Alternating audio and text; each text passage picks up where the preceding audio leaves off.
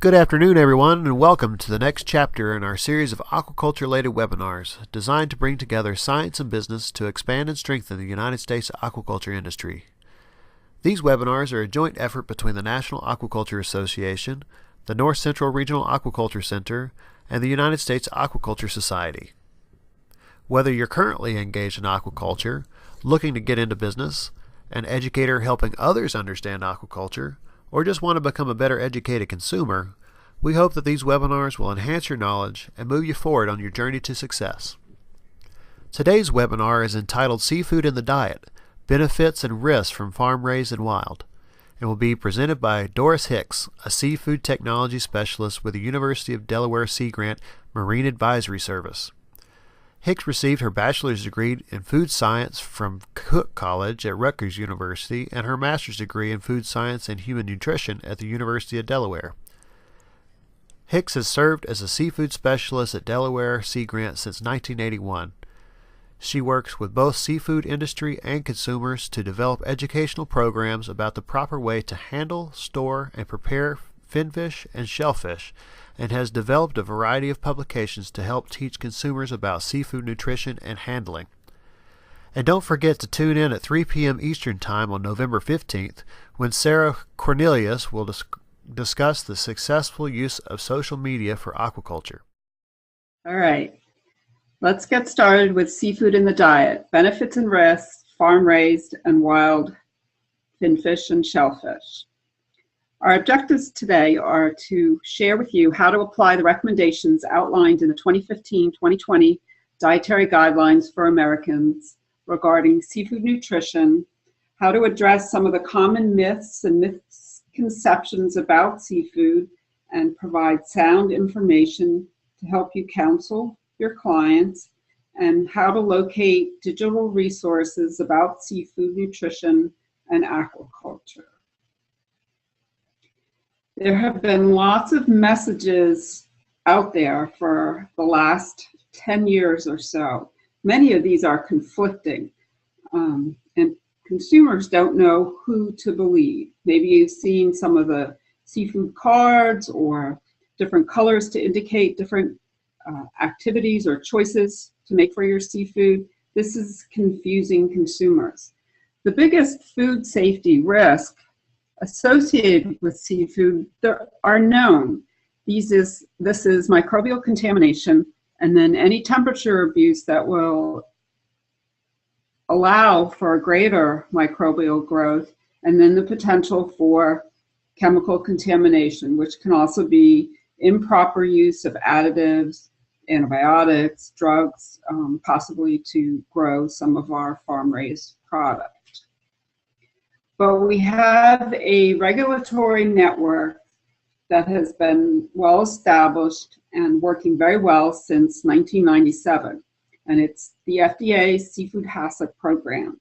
And before a processor or aquaculture processing facility even begins to process, they need to ensure they have a clean environment. And there are very good guidelines in the good manufacturing procedures which are required, and then the sanitation control procedures, and then HACCP prevents food safety problems before they occur.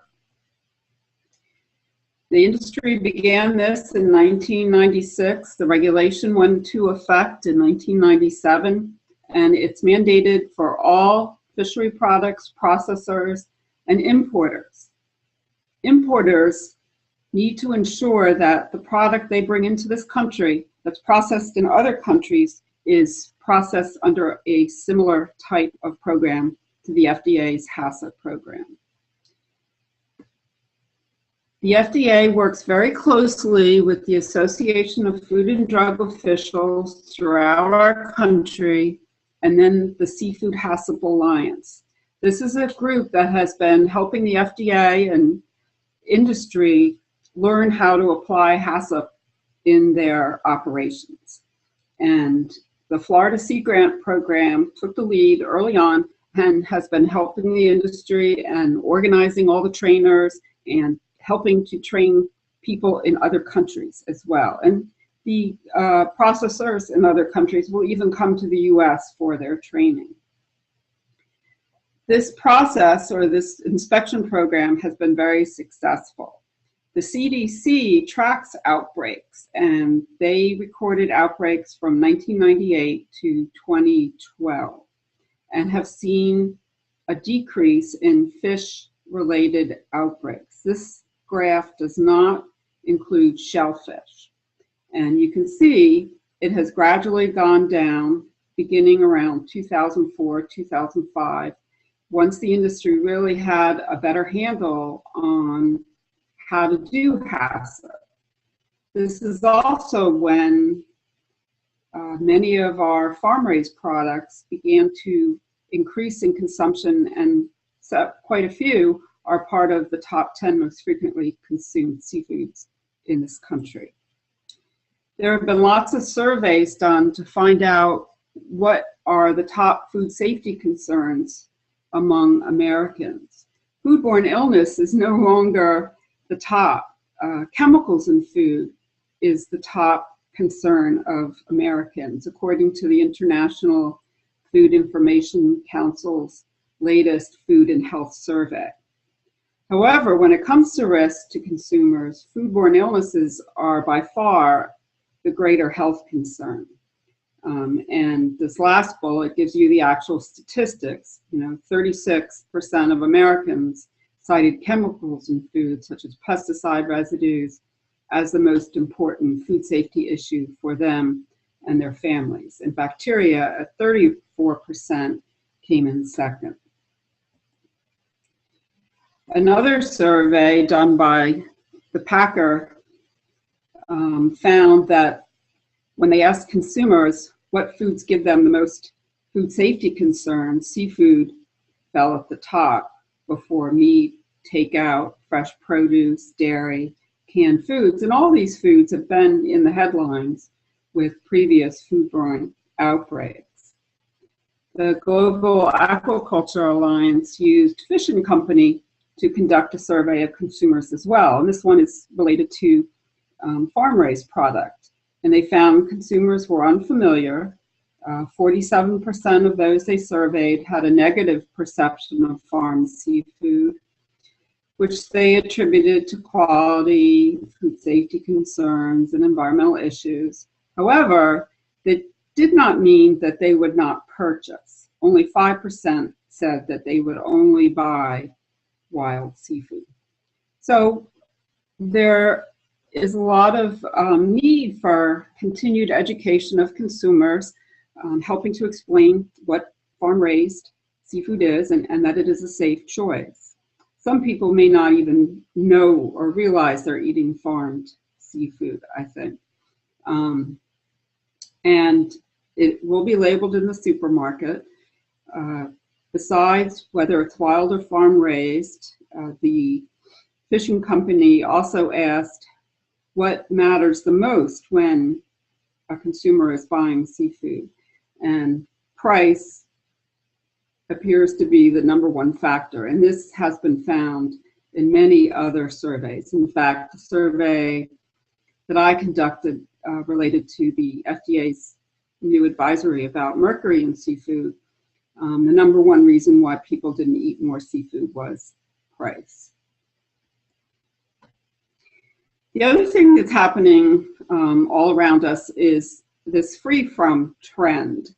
And there are lots of headlines out there, and I'm sure many folks have seen them. But I love this quote from Joanne Ikeda, a prominent nutritionist from the University of California, Berkeley. And she posted this picture in one of her blogs saying she's finally settling down to her vegan, gluten-free, soy-free, antibiotic-free, raw, non-GMO, organic, fat-free, low-carb meal. So what is she left with? Ice. So we need to relax a little bit with some of these trends and get back to eating real food. I mean, ice is important, especially for fish, but it's not what we want to consume.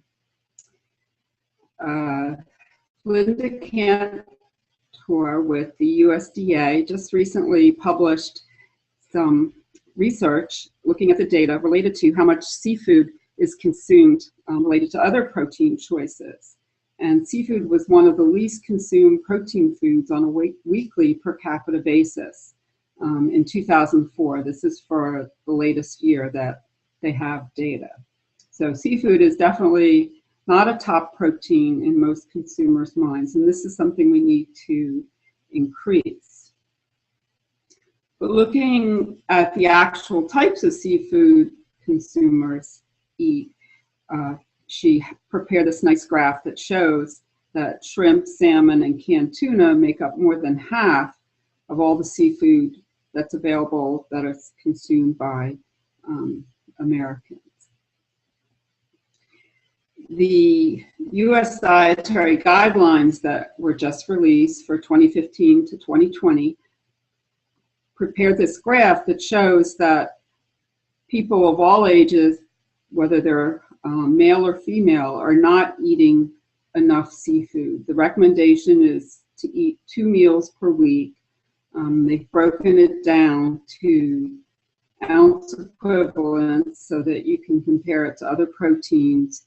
And you can see the yellow dots represent average weekly intake versus the blue bars, which is the recommended weekly intake. And no group within these parameters meet the recommendation of the U.S. Dietary Guidelines.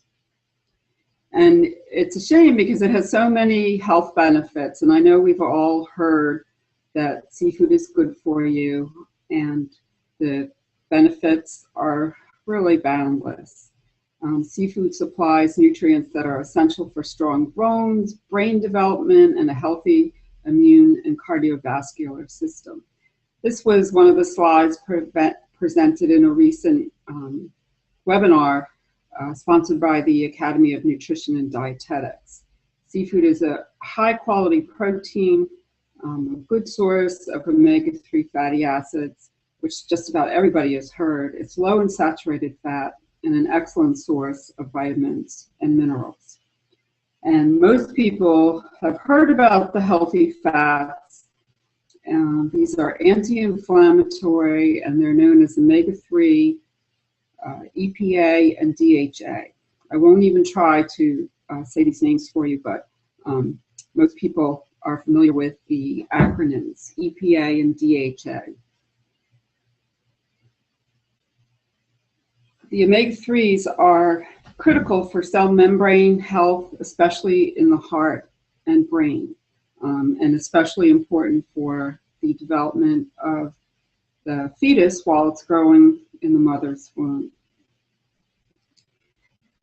The key recommendations to the current dietary guidelines are well publicized, and I've only highlighted here at the bottom the seafood. A healthy eating pattern includes many of these things, eating lots of vegetables and fruits and whole grains, fat-free or low-fat dairy products, and a variety of proteins, including seafood, lean meats, poultry, eggs, beans, nuts, seeds, and soy products. So seafood is definitely the premier protein that the dietary guidelines are recommended. The FDA and the EPA are in the process of redrafting the advice that was first released in 2005. It has not been finalized. Hopefully this will happen very soon. But the recommendation is to eat 8 to 12 ounces of a variety of fish each week from choices that are lower in mercury. The nutritional value of fish is important during growth and development, before birth, in early infancy, and for breastfed infants and in childhood. So women who are pregnant or planning to be pregnant need to include seafood in their diet. And there are many choices out there, both farm-raised and wild, that are low in mercury.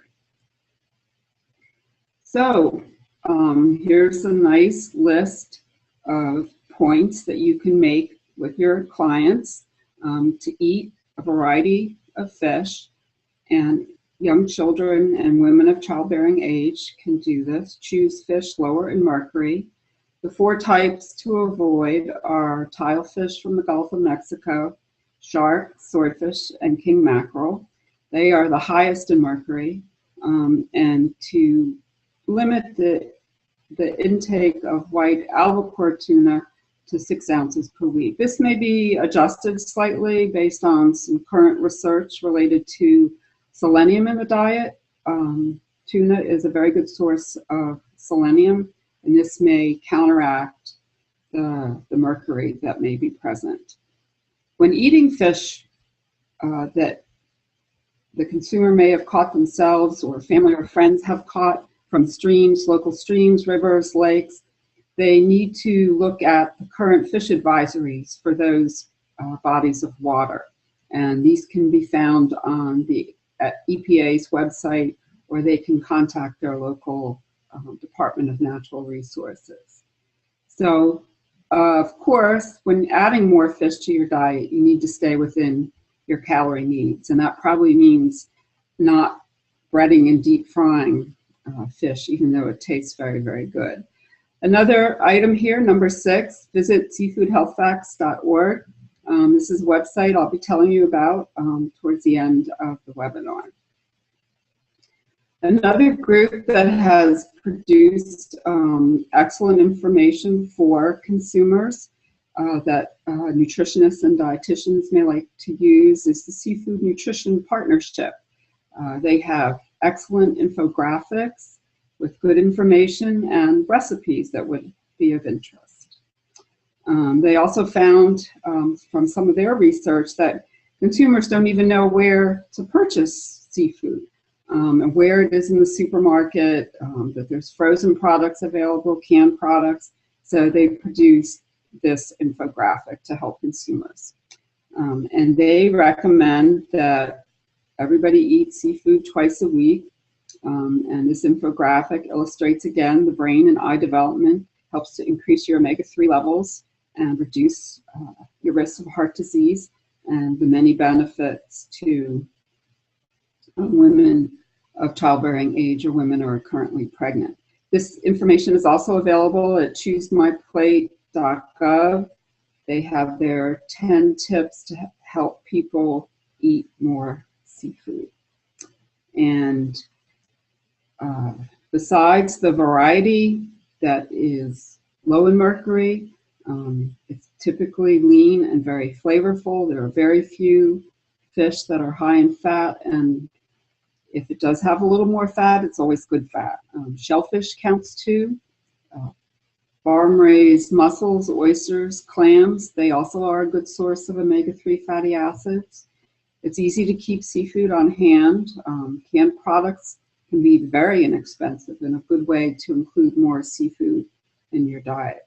There's lots of guidelines on cooking seafood safely. A good way to get started is to begin by substituting seafood in some of your traditional chicken or beef recipes. Very often tacos are given as an example, or stir fries with seafood. You can put it on a salad. There are many different ways to include seafood in your diet. So we've mentioned the mercury issue, we've mentioned food safety issues, and we've also mentioned the potential for improper use of antibiotics or pesticides getting into farm-raised fish. So there's a risk-benefit communication that needs to go on with you and your consumers or clientele. And it needs to be science-based. You need to understand what your target audience understands, what their perceptions are, and realize that there's lots of conflicting information and confusion among consumers. I mean, there's so much conflicting information, I get confused. So you need to help your clientele decide what's the best thing to do. And back in 2009, my colleagues and I developed a website called seafoodhealthfacts.org. And we received funding from the USDA to produce this website. And we involved the healthcare group in evaluating the website. It was all science-based and organized so that people could easily find information.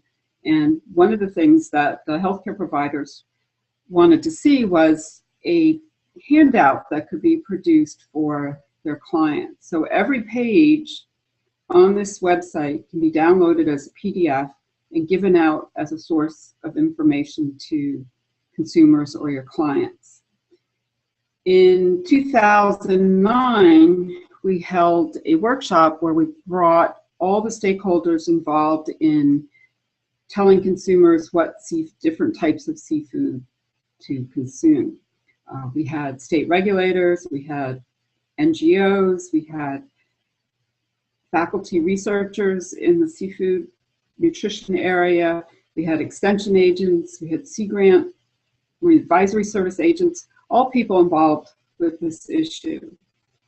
And we tried to come up with a message that we could all sort of agree on. We called it Framing the Message About Seafood. And we all agreed that seafood was good for you. And in 2011, we added another feature to our website. And if you look over here, this fish, we'll see it up close in a few minutes, allows you to adjust your consumption based on whether you're not eating enough, you're eating the right amount, or maybe you're eating too much. So all pages have information specifically for consumers, so they can quickly skim through the information that they want to find.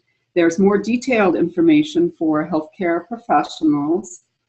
And then the third level are actual scientific references for doctors or others who want to delve more into the science behind some of these topics. So here's the fish. From the front page or the beginning of the website, you would click on this fish and you could do this with your client right there sitting at the computer with you, and click on the fish to customize your seafood consumption. It'll take you to this page where our conference, everybody was able to agree that seafood is good for you. So we had a seafood and health section. Then we also felt that seafood sustainability was important. And sustainability is also addressed in the U.S. Dietary Guidelines. And people that are more interested in sustainability or want to look at sustainability first, they would click on this box and it would take you to the NOAA Fish Watch site where they could learn about seafood sustainability and aquaculture as well. Seafood choices and market issues may also be more important to a consumer first. And they want to know maybe how fish gets to the market, what regulations are in place to protect them. So maybe they would start here, then go to sustainability, or everybody seems to want to look at the health benefits. So this is the part where you would be able to find out more about customizing your consumption. So after you click on seafood and health, you need to decide where you want to explore more. If you eat less than the current dietary guidelines, you would click on the gold box. Then you need to look at where you get your seafood. Do you buy it in the local market, or do you catch your own? And the other consideration is, are you a woman of childbearing age, currently pregnant, nursing, or feeding young children? So our next step, okay, we do purchase our seafood from a retail outlet. We're eating less than the recommended amount. So it would take us to this page. And the customized advice talks you through, okay? It tells you what the goal is and gives you ideas on how to add more seafood to your diet. And I didn't include the whole page here, but when you go to the website live, There are many, many choices after this explanation, one of which includes links to recipes to help people include more seafood in their diet when they buy it at the local retail outlet. The website has been very popular. We monitor it with Google Analytics. In the past year, from September 5th, 2015 to October 5th, 2016, we've had over 600,000 page views. The United States is the top country, followed by the United Kingdom, Canada, Australia, and India. In the United States, the top 10 states include, of course, our biggest states because they have the highest number of people. But California, Texas, New York, Florida all sit at towards the top. We also can track what sources refer people to seafoodhealthfacts.org. And it's nice to see that Everyday Health, Community Baby Center, Seafood Watch, Fish Watch all refer people to Seafood Health Facts. The Huffington Post likes to produce articles that talk about the issues related to seafood, and very often will refer people to seafoodhealthfacts.org for additional information. If you want to look at what consumers are thinking about currently, very often we track the top 20 pages that they visit. And in this chart for the past year, parasites was the top page that consumers or people visited or healthcare providers visited, followed by Pangasus, which is a genus for farm-raised catfish from other countries. Then the omega-3 content of seafood, followed by tilapia, pollock, salmon. Very often people start at the home page as well. So these are just some of the areas that are of very good interest to most people. The parasite issue, Pangasus, and the omega-3 content of seafood all kind of roll around in the top 3 on a week-to-week kind of basis. So I highly encourage you to visit seafoodhealthfacts.org.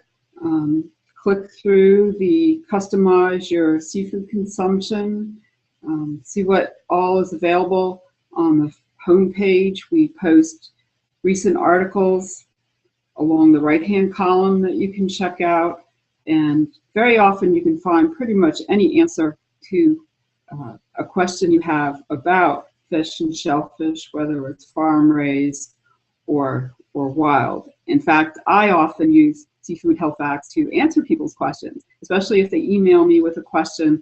I'll answer it and include links to pages within the website that they can read for additional information.